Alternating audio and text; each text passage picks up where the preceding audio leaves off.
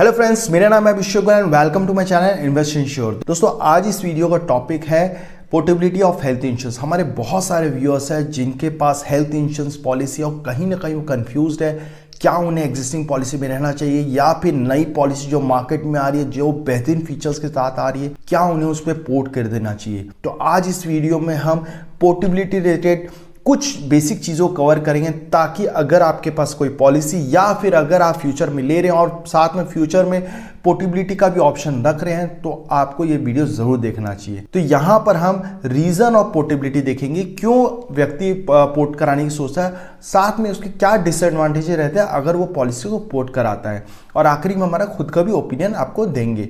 तो चलिए let's cover this topic in detail. जो सबसे पहला जो रीजन होता है वो है एनहेंस्ड कवरेज एंड बेनिफिट। दोस्तों, कई बार ऐसा हो जाता है व्यक्ति की जो एग्जिस्टिंग पॉलिसी है उसमें लिमिटेड सम इंश्योर्ड का ये ऑप्शन है, ज़्यादा सम इंश्योर्ड नहीं मिल पाता है। जो 10 साल 15 साल पहले पॉलिसीज बनती थी वो 3 लाख से लेकर 5 लाख तक ही मिलती थी, उससे ज़्यादा नहीं मिलती थी। वहीं पर वही व्यक्ति का अगर कंपनी के पास जाकर एनहेंस कराने की कोशिश करता है तो कई बार कंपनी मना कर देती है due to certain any claim. साथ में उसमें जो अदर बेनिफिट्स है लाइक आयुष ट्रीटमेंट, ऐसे बहुत सारे बेनिफिट्स हैं जो पुरानी पॉलिसीज में अवेलेबल नहीं है और नई पॉलिसीज में आने लग गई है। तो ये एक बहुत बड़ा फैक्टर है जिसके वजह से आदमी अपनी पॉलिसी को पोर्ट कराता है। जो सेकंड सबसे बड़ा रीजन है वो है कॉस्ट इफेक्टिवनेस। पुरानी पॉलिसीज हैं, उनके जो प्रीमियम्स है वो चलते जा रहे हैं, लेकिन कोरोना के बाद क्लेम रेशियो बहुत बढ़ गया, कंपनी बैलेंस शीट बिगड़ गई, वहीं पर कंपनी ने अपने प्रीमियम्स को इंक्रीज करना चालू कर दिया। तो इसको देखते हुए कहीं ना कहीं जो लोड है वो कस्टमर के पास आता है एज अ प्रीमियम। तो अब कस्टमर के पास ऑप्शन है, क्या वो प्रीमियम दे सकता है या फिर वो दूसरी कंपनी में विद द सेम फीचर्स या बेटर फीचर्स लेसर प्रीमियम मिल रहा है नहीं मिल रहा। तो यहाँ पर दूसरा जो रीजन है वो है कॉस्ट इफेक्टिवनेस। कहीं ना कहीं पर व्यक्ति के दिमाग में प्रीमियम एज अ फैक्टर रहता है जिसके वजह से वो अपनी पॉलिसी को पोर्ट कराता है। जो थर्ड फैक्टर है वो है नेटवर्क हॉस्पिटल्स। हर एक व्यक्ति चाहता है जब भी उसका कोई क्लेम आए वो कैशलेस के थ्रू हो जाए, उसको रिम्बर्समेंट प्रोसेस में ना जाना पड़े। छोटे मोटे क्लेम में कोई दिक्कत नहीं है दोस्तों, लेकिन अगर कोई बहुत बड़ा क्लेम आ जाए और रिम्बर्समेंट में आ जाए तो आदमी की फाइनेंशियल प्लानिंग बिगड़ सकती है। तो हर एक व्यक्ति चाहता है कि उसके जो भी हेल्थ इंश्योरेंस है उसमें ज़्यादा से ज़्यादा नेटवर्क हॉस्पिटल्स हो, जिसके वजह से वह पॉलिसी को पोर्ट कराने की सोचता है। चौथा जो रीजन है वो है कस्टमर सर्विस। कस्टमर सर्विस को दोस्तों हम दो कैटेगरी में डिवाइड करेंगे, एक है आफ्टर सेल सर्विस और दूसरा है क्लेम सर्विस। दोस्तों, कई बार ऐसा हो जाता है हम जब पॉलिसी ले लेते हैं तो उसके बाद हमारे को बहुत सारे चेंजेस कराना पड़ता है, लाइक हमारा न्यू मेंबर एडिशन होता है या फिर हमारी प्री एक्सिस्टिंग डिजीज को डिस्क्लोज करना होगा या फिर पॉलिसी में कोई टाइप का मॉडिफिकेशन हो गया। तो इन सभी चेंजेस में अगर कहीं ना कहीं अगर कस्टमर एक्सपीरियंस खराब होता है तो वह अपनी पॉलिसी को पोर्ट कराने की सोचता है। वहीं पर जो दूसरा सर्विस होती है वो है क्लेम सर्विस। अब दोस्तों, हम हेल्थ इंश्योरेंस तो ऑब्वियसली क्लेम के लिए लेते हैं, लेकिन अगर क्लेम के दौरान उसका क्लेम हैसल फ्री नहीं होता, उसको दिक्कतों का सामना करना पड़ता है, तो उससे कहीं ना कहीं पर अपनी पॉलिसी को पोर्ट कराने की ज़रूरत पड़ जाती है। तो ये आपका फोर्थ रीजन है जिसके वजह से पॉलिसी पोर्ट कराने की ज़रूरत पड़ जाती है। Next is age and health condition. दोस्तों, कई बार ऐसा हो जाता है हम अपने पॉलिसी में सर्टेन एडिशन कराना चाह रहे हैं, चाहे वो सम इंश्योर्ड हो, चाहे राइडर्स हो, ऐसे बहुत सारी चीज़ें जो हम अपने एग्जिस्टिंग पॉलिसी में ऐड कराना चाहते हैं after certain period, but due to some limitation या फिर आपकी एज फैक्टर बहुत हो गया, आपका कोई क्लेम आ गया या फिर आपका हेल्थ कंडीशन नहीं, जिसके वजह से एग्जिस्टिंग हेल्थ इंश्योरेंस कंपनी आपको उस सब चीज़ें का ऑप्शन नहीं दे रही है, तो उसके वजह से आदमी अपनी पॉलिसी को पोर्ट कराने का सोचता है। अगर दूसरी कंपनी उसे वो सारी चीज़ दे रही है जो उसको एग्जिस्टिंग कंपनी नहीं दे रही है, तो कहीं ना कहीं उसके दिमाग में पोर्ट का ऑप्शन आ जाता है। नेक्स्ट जो रीज़न है वो है flexibility and customisation of the policy. दोस्तों, आज की डेट में हर एक हेल्थ इंश्योरेंस कंपनी एक बेसिक स्टैंडर्ड फीचर्स देती है, साथ में राइडर्स देती है, जिसे आप अपनी रिक्वायरमेंट के हिसाब से चूज कर सकते हैं और उसके अकॉर्डिंगली आपको प्रीमियम देना पड़ता है। पहले जो पॉलिसीज आती थी वो स्टैंडर्ड रहती थी। फॉर एग्जाम्पल, अगर एक सर्टेन कंपनी है उसमें आपको मैटरनिटी बेनिफिट दे रहा है, वहीं पर अगर 45 साल का व्यक्ति है अगर उसको मैटरनिटी बेनिफिट नहीं चाहिए तो कहीं ना कहीं वो मैटरनिटी बेनिफिट का भी प्रीमियम कंपनी को दे रहा है। बट आज की डेट में कंपनी ने ये सारे फीचर्स को एज अ राइडर दे दिया। अगर आपको ज़रूरत है तो आप उसको ऐड कीजिए, आपको ज़रूरत नहीं है तो रिमूव कर दीजिए। आपको ऐसा लगता है मुझे मैटरनिटी की जगह मुझे क्रिटिकल इलनेस का कवरेज चाहिए, तो आप उसको ऐड करा के अपनी पॉलिसी को एक बेहतर पॉलिसी बना सकते हैं।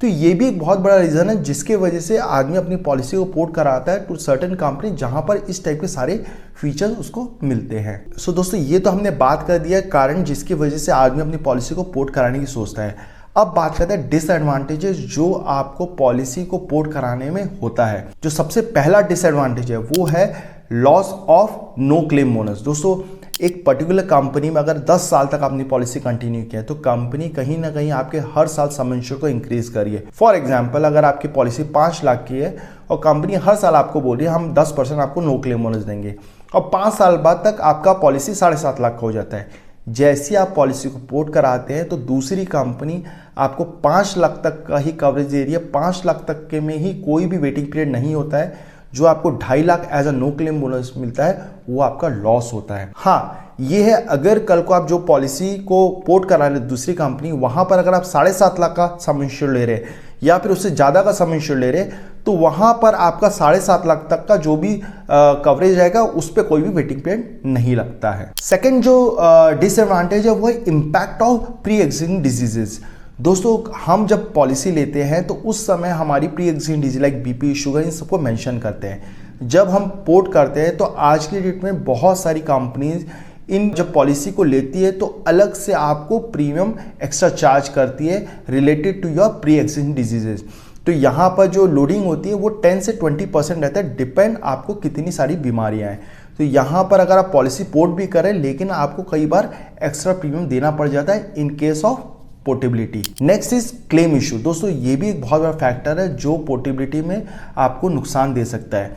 फॉर एग्जाम्पल, अगर आप एक कंपनी में पॉलिसी 5 साल तक चला रहे हो और 5 साल बाद उसमें एक कोई क्लेम आता है तो कंपनी वहां पर ज़्यादा स्क्रूटनी नहीं करती है, तुरंत आपको क्लेम दे देती है बेस्ड ऑन योर इन्वेस्टिगेशन जो भी आपने वहां पर डिक्लेयर किया है। वहीं पर अगर आप जैसी पॉलिसी पोर्ट कराते हैं और आपका कोई बहुत बड़ा क्लेम आ जाता है तो वहां पर कंपनी को डाउट हो जाता है क्या इसने कोई ऐसी चीज़ तो नहीं है जो छुपाई थी जिसकी वजह से क्लेम आया। पिछली पॉलिसी में कोई भी क्लेम नहीं था बट इस पॉलिसी में इतना बड़ा क्लेम इतनी जल्दी आ गया।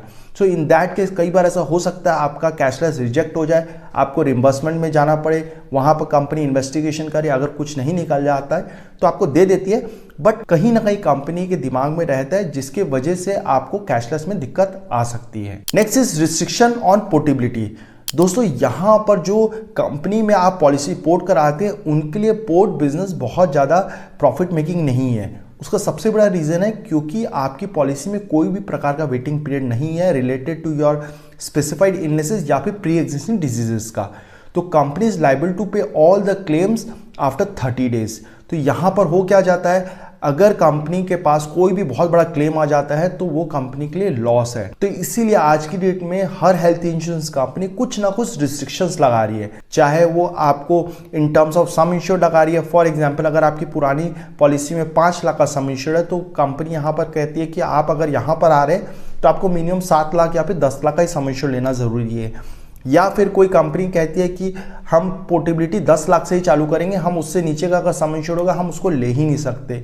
साथ में कुछ कंपनीज में आपको बाय डिफॉल्ट राइडर्स को ऐड करना जरूरी है अगर आप अपनी पॉलिसी को पोर्ट करा रहे हैं। तो इस टाइप के रिस्ट्रिक्शंस आ जाते हैं जब आप अपनी पॉलिसी को पोर्ट कराते हैं। सो दोस्तों, इस तरह हमने पोर्टेबिलिटी से रिलेटेड उनके एडवांटेजेस और डिसएडवांटेजेस कवर किए। अब बात करते हैं पोर्टेबिलिटी करना चाहिए या नहीं करना चाहिए। दोस्तों, सबसे पहले मैं यही कहूँगा always take a policy from good company ताकि आपको फ्यूचर में पॉलिसी पोर्ट करने की ज़रूरत ना पड़े। बहुत लोग जो प्रीमियम की वजह से पोर्ट कराते हैं, तो दोस्तों प्रीमियम तो ऐसा है, आज इस कंपनी में अगर आप पॉलिसी को पोर्ट करा रहे हैं तो कहीं ना कहीं पर उसके भी प्रीमियम्स बढ़ेंगे और देर सवेर जैसे उसके प्रीमियम्स बढ़ेंगे आप दूसरी कंपनी जाएंगे तो ये तो चलता ही रहेगा। हर एक हेल्थ इंश्योरेंस कंपनी अपने प्रीमियम इंक्रीज करती रहेगी। कुछ कंपनीज में जैसे ही प्रोडक्ट लॉन्च होता है उस समय भले कंपनी प्रीमियम को कम रखती है बट आफ्टर 3 ईयर्स जैसे ही IRDA का जो रिस्ट्रिक्शन हट जाता है तो company all of sudden premium को इंक्रीज कर देती है। तो मेरे हिसाब से प्रीमियम, बेनिफिट्स, ये सारे फैक्टर्स को सेकेंडरी रखना चाहिए। पहला जो फैक्टर रखना चाहिए वो है क्लेम सर्विस या फिर कस्टमर सर्विस। तो अगर आपका कोई बैड एक्सपीरियंस है related to your claim then only port your policy to any other company. और अगर आप पोर्ट भी करा रहे हैं तो just check out all the things कि क्या आपकी पुरानी पॉलिसी से बेहतर है कि नहीं नई कंपनी। पता चला आप पुरानी कंपनी को छोड़ दिए, नई कंपनी में आए और वहां पर आपको सेम दिक्कतों का सामना पड़ रहा है जो आपको पुरानी कंपनी में करना पड़ रहा था। सो आई होप हमारे दो छोटा सा इन्फॉर्मेशन आपको पसंद आया होगा।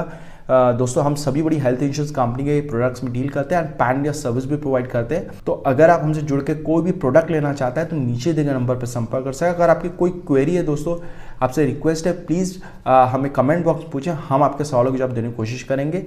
अगर वीडियो पसंद आया तो लाइक करें, शेयर करें, सब्सक्राइब करें। धन्यवाद।